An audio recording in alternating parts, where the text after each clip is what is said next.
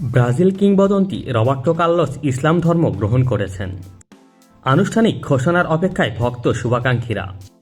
ক্রীড়াভিত্তিক সংবাদ মাধ্যম গোল.কম তাদের এক প্রতিবেদনে এমন তথ্য জানিয়েছে।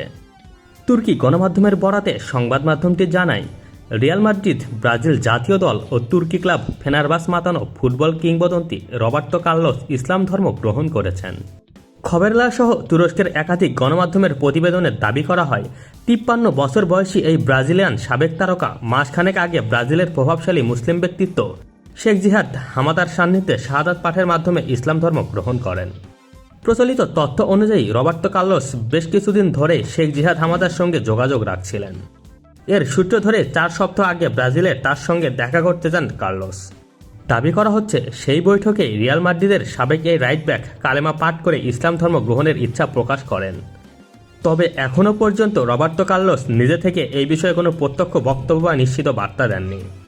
ফলে খবরটি আপাতত জোরালো গুঞ্জন হিসেবে দেখা যাচ্ছে, যা সত্য বলে প্রমাণিত হতে খোদ কার্লোসেরই আনুষ্ঠানিক বক্তব্য প্রয়োজন।